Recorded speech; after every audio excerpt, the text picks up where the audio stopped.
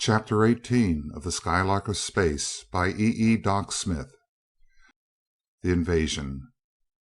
The pulsating air and the chattering sounders were giving the same dire warning, the alarm extraordinary of invasion, of imminent and catastrophic danger from the air. Don't try to reach the palace. Everyone on the ground will have time to hide in the deep, arenak-protected pits beneath the buildings, and you would be killed by the invaders long before you could reach the palace. If we can repel the enemy and keep them from landing, the women will be perfectly safe, even though the whole city is destroyed. If they effect a landing, we are lost. They will not land then, Seaton answered grimly as he sprang into the Skylark and took his place at the boards. As Crane took out his wireless, Seaton cautioned him. "Send in English and tell the girls not to answer, as these devils can locate the calls within a foot and will be able to attack the right spot. Just tell them we're safe in the Skylark. Tell them to sit tight while we wipe out this gang that is coming, and that we'll call them once in a while, when we have time, during the battle."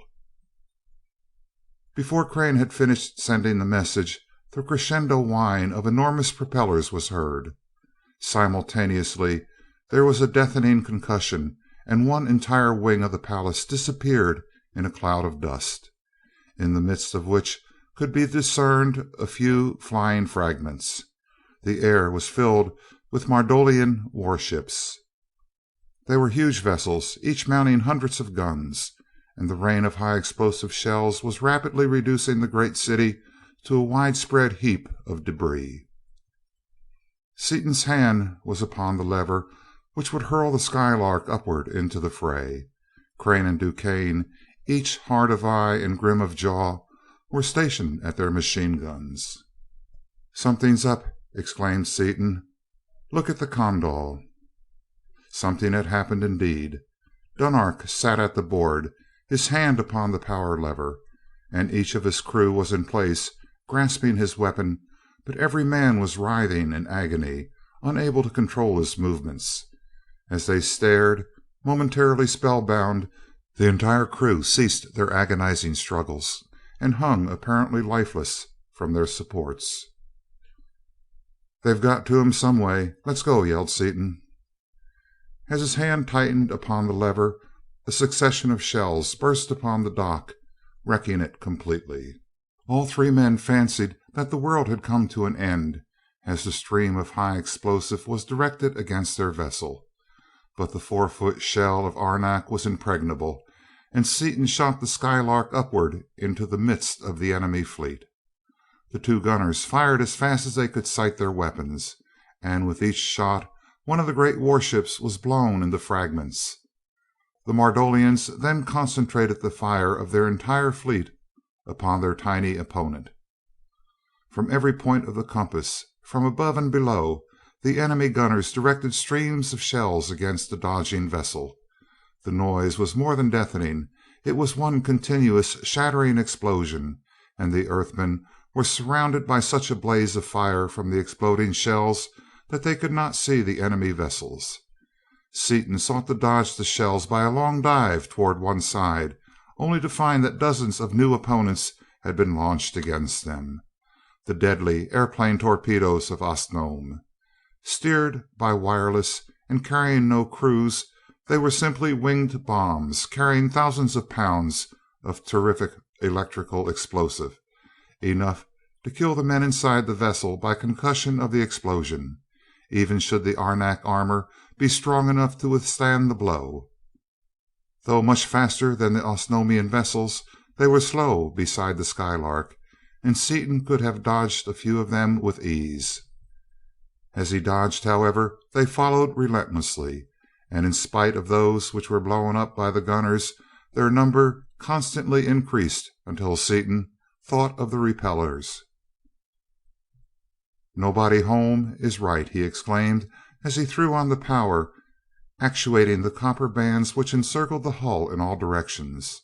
Instantly the torpedoes were hurled backward, exploding as the force struck them, and even the shells were ineffective, exploding harmlessly as they encountered the zone of force. The noise of the awful detonations lessened markedly.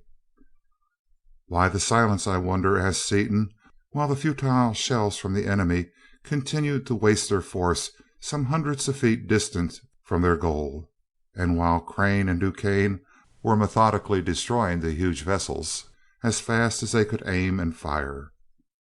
At every report one of the monster warships disappeared, its shattered fragments and the bodies of its crew hurtling to the ground. His voice could not be heard in even the lessened tumult, but he continued: "It must be that our repellers have set up a partial vacuum by repelling even the air." Suddenly the shelling ceased, and the Skylark was enveloped by a blinding glare from hundreds of great reflectors, an intense, searching, bluish violet light that burned the flesh and seared through eyelids and eyeballs into the very brain. "Ultraviolet!" yelled Seaton at the first glimpse of the light as he threw on the power. "Shut your eyes, turn your heads down." Out in space, far beyond the reach of the deadly rays, the men held a short conference, then donned heavy leather and canvas suits, which they smeared liberally with thick red paint, and replaced the plain glasses of their helmets with heavy lenses of deep ruby glass. "This'll stop any ultraviolet ray ever produced," exulted Seaton as he again threw the vessel into the Mardolian fleet. A score of great vessels met their fate before the Skylark was located, and although the terrible rays were again focused upon the intruder in all their intensity, the carnage continued.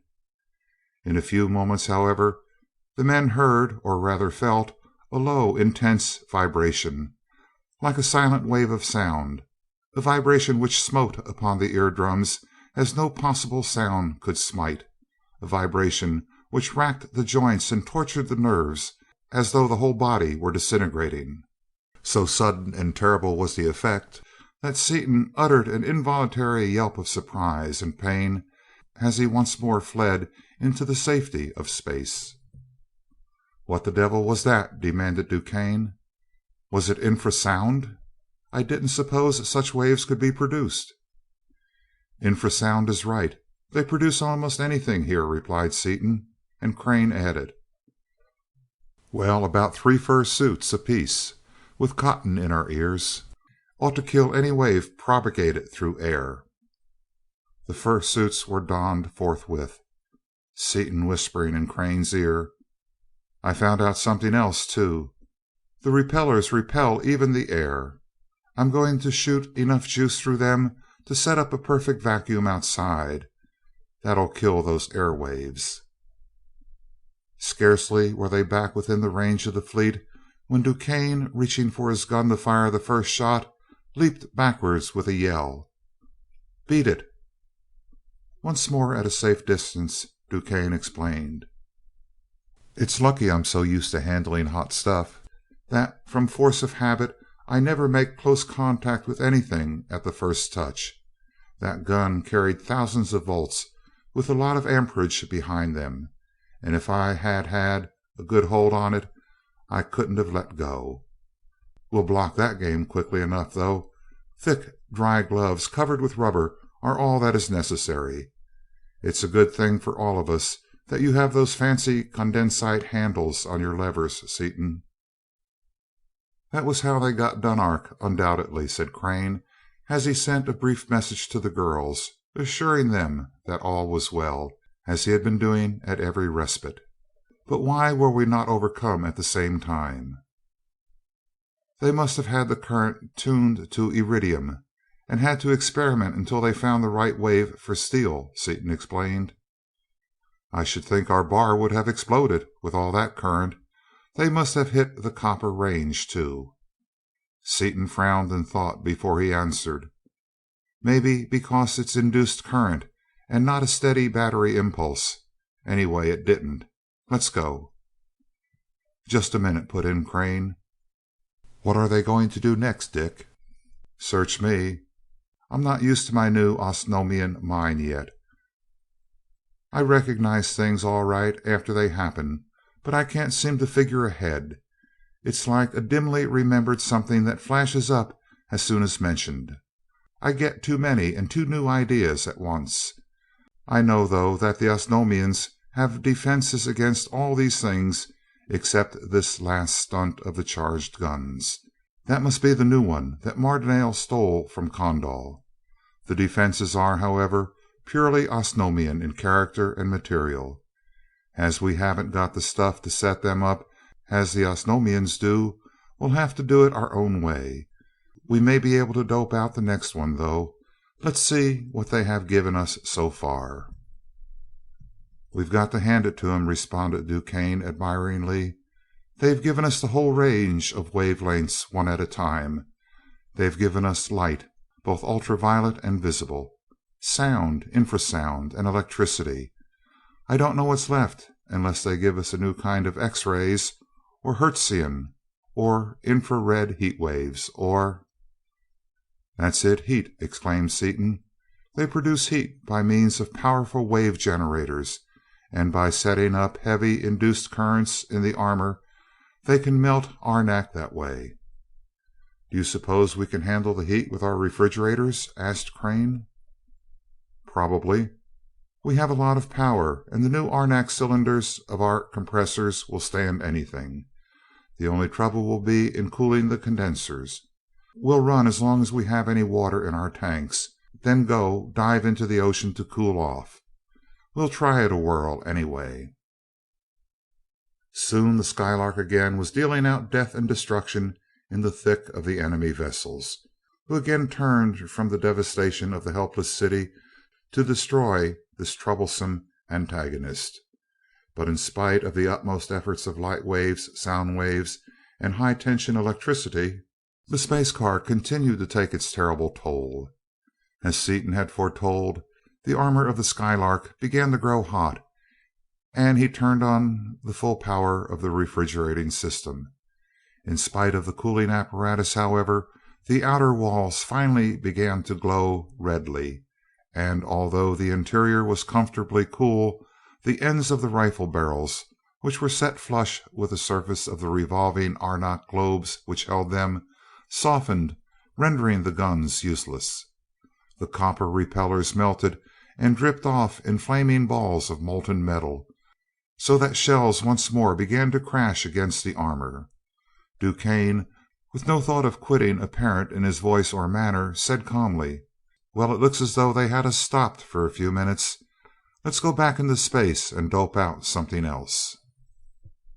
Seaton, thinking intensely, saw a vast fleet of enemy reinforcements approaching, and at the same time received a wireless call directed to Dunark. It was from the Grand Fleet of Kondal, hastening from the bordering ocean to the defense of the city. Using Dunark's private code, Seaton told the Karbix, who was in charge of the fleet, that the enemy had a new invention which would wipe them out utterly without a chance to fight, and that he and his vessel were in control of the situation, and ordered him to see that no Kondalian ship came within battle range of a Mardonian. He then turned to Crane and DuQuesne, his face grim and his fighting jaw set. "I've got it doped right now. Give the Lark speed enough and she's some bullet herself. We've got 4 feet of arenak. They've got only an inch, and arenak doesn't even begin to soften until far above a blinding white temperature. Strap yourselves in solid. It's going to be a rough party from now on." They buckled their belts firmly, and Seaton, holding the bar toward their nearest antagonist, applied 20 notches of power. The Skylark darted forward and crashed completely through the great airship. Torn wide open by the 40-foot projectile, its engines wrecked, and its helicopter screws and propellers completely disabled, the helpless hulk plunged through 2 miles of empty air, a mass of wreckage. Darting hither and thither, the space car tore through vessel after vessel of the Mardonian fleet. She was an embodied thunderbolt, a huge, irresistible, indestructible projectile, directed by a keen brain inside it, the brain of Richard Seaton, roused to his highest fighting pitch and fighting for everything that man holds dear. Tortured by the terrible silent waves, which now that the protecting vacuum had been destroyed were only partially stopped by the fur suits, shaken and battered by the terrific impacts and the even greater shocks occurring every second as the direction of the vessel was changed, made sick and dizzy by the nauseating swings and lurches as the Skylark spun about the central chamber, Seaton's wonderful physique and his nerves of steel stood him in good stead in this, the supreme battle of his life, as with teeth tight locked and eyes gray and hard as the fracture of high carbon steel, he urged the Skylark on to greater and greater efforts. Though it was impossible for the eye to follow the flight of the space car, the mechanical sighting devices of the Mardolian vessels kept her in as perfect focus as though she were stationary, and the great generators continued to hurl into her the full power of their death-dealing waves. The enemy guns were still spitting forth their streams of high explosive shells, but unlike the waves, the shells moved so slowly compared to their target that only a few found their mark, and many of the vessels fell to the ground, riddled by the shells of their sister ships. With anxious eyes, Seaton watched the hull of his animated cannonball change in color. From dull red it became cherry, and as the cherry red gave place to bright red heat, Seaton threw even more power into the bar as he muttered through his set teeth, "Well, Seaton, old top, you've got to cut out this loafing on the job and get busy."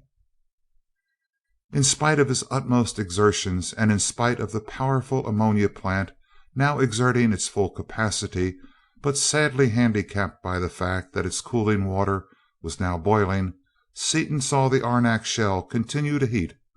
The bright red was succeeded by orange, which slowly changed, first to yellow, then to light yellow, and finally to a dazzling white, through which, with the aid of his heavy red lenses, he could still see the enemy ships.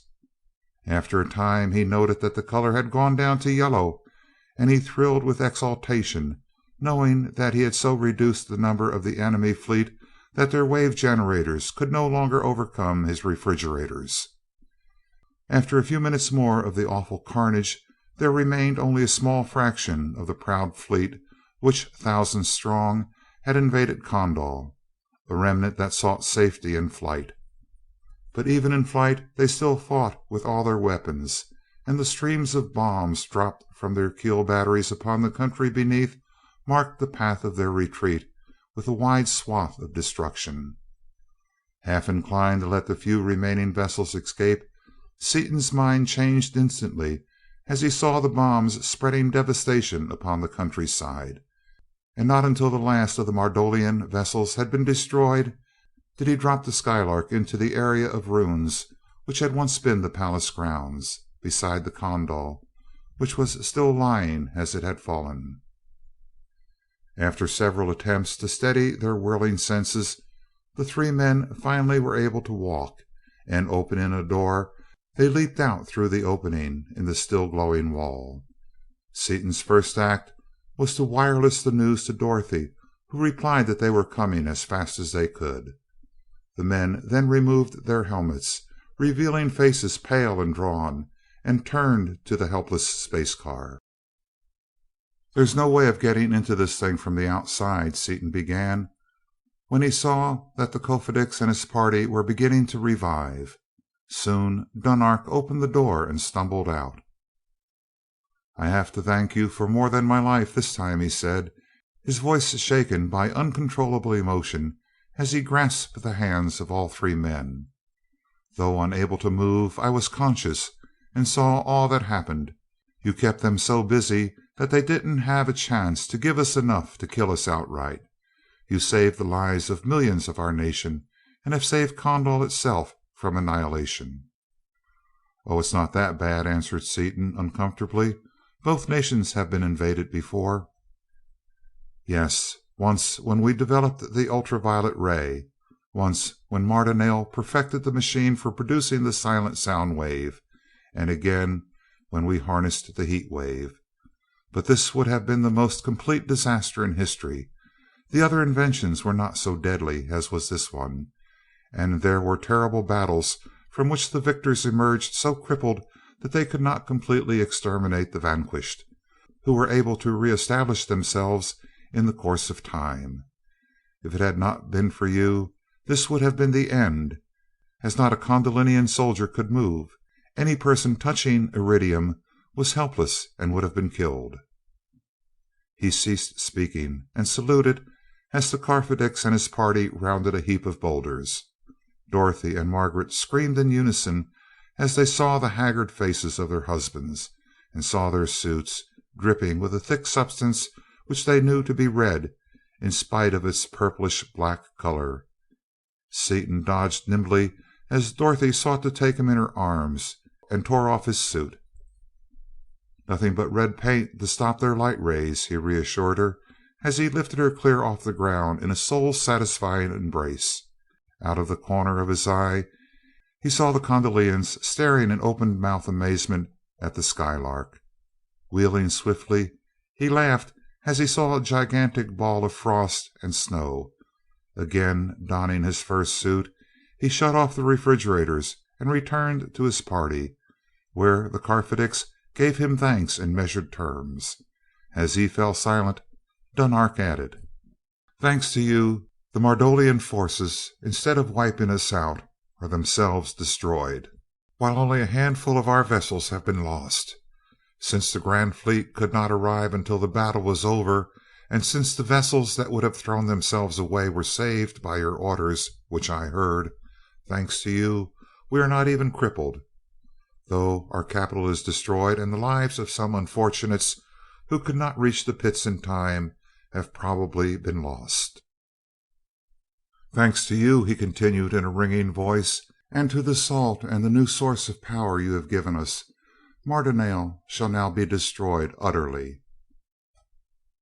After sending out ships to relieve the suffering of the few wounded and the many homeless, Dunark summoned a corps of mechanics who banded on new repellers and repaired the fused barrels of the machine guns, all that was necessary to restore the Skylark to perfect condition. Facing the party from Earth, the Carfadix stood in the ruins of his magnificent palace.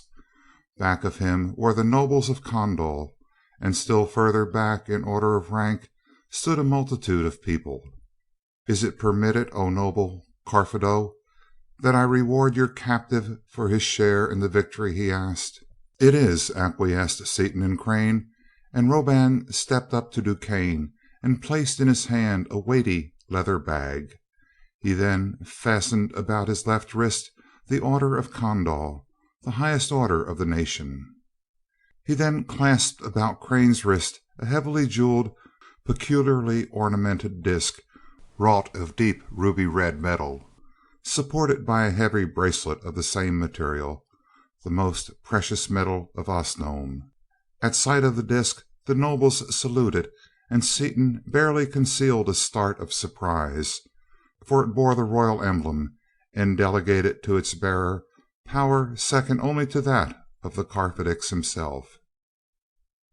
"I bestow upon you this symbol, Carfadix Crane, in recognition of what you have done this day for Condol. Wherever you may be upon Condolian Osnome, which from this day henceforth shall be all Osnome, you have power as my personal representative, as my eldest son." He drew forth a second bracelet similar to the first, except that it bore 7 discs, each differently designed, which he snapped upon Seaton's wrist as the nobles knelt and the people back of them threw themselves upon their faces. No language spoken by man possesses words sufficiently weighty to express our indebtedness to you, Carfadix Seaton, our guest and our savior. The First Cause has willed that you should be the instrument through which Condol is this day made supreme upon Osnome. In small and partial recognition of that instrumentality, I bestow upon you these symbols, which proclaim you our overlord, the ultimate authority of Osnome. While this is not the way in which I had thought to bid you farewell, The obligations which you have heaped upon us render all smaller things insignificant. When you return, as I hope and trust you soon will, the city shall be built anew, and we can welcome you as befits your station." Lifting both arms above his head, he continued, "May the great First Cause smile upon you in all your endeavors until you solve the mystery. May your descendants soon reach the ultimate goal. Goodbye." Seaton uttered a few heartfelt words in response, and the party stepped backward toward the Skylark. As they reached the vessel, the standing Karfedics and the ranks of kneeling nobles snapped into the double salute, truly a rare demonstration in Condol. "What do we do now?" whispered Seaton. "Bow, of course," answered Dorothy. They bowed deeply and slowly and entered their vessel. As the Skylark shot into the air with the greatest acceleration that would permit its passengers to move about, the grand fleet of Condolian warships fired a deafening salute. It had been planned before the start that each person was to work 16 hours out of the 24. Seaton was to drive the vessel during the first 2 8-hour periods of each day. Crane was to observe the stars during the second and drive during the third. DuQuesne was to act as observer during the first and third periods. Margaret volunteered to assist the observer in taking his notes during her waking hours, and Dorothy appointed herself cook and household manager. As soon as the Skylark had left Osnome, Crane told DuQuesne that he and his wife would work in the observation room until 4 o'clock in the afternoon, at which time the prearranged system of relief would begin, and DuQuesne retired to his room. Crane and Margaret made their way to the darkened room, which housed the instruments, and seated themselves, watching intently, making no effort to conceal their emotion, as first the persons beneath them, then the giant war vessels, and finally the ruined city itself were lost to view. Osnome slowly assumed the proportions of a large moon, grew smaller, and as it disappeared, Crane began to take notes. For a few hours the 17 suns of this strange solar system shone upon the flying space car, after which they assumed the aspect of a widely separated cluster of enormous stars, slowly growing smaller and smaller and shrinking closer and closer together. At 4 o'clock in the afternoon, Washington time, DuQuesne relieved Crane, who made his way to the engine room. "It's time to change shifts, Dick. You have not had your 16 hours, but everything will be regular from now on. You two had better get some rest." "All right," replied Seaton, as he relinquished the controls to Crane, and after bidding the new helmsman good night, he and Dorothy went below to their cabin. Standing at the window, with their arms around each other, they stared down with misty eyes at the very faint green star, which was rapidly decreasing in brilliance as the Skylark increased its already inconceivable velocity. Finally, as it disappeared altogether, Seaton turned to his wife and tenderly, lovingly took her in his arms. "Little girl, sweetheart," he whispered, and paused, overcome by the intensity of his feelings. "I know, husband mine," she answered, while tears dimmed her glorious eyes. "It is too deep. With nothing but words, we can't say a single thing." End of chapter 18.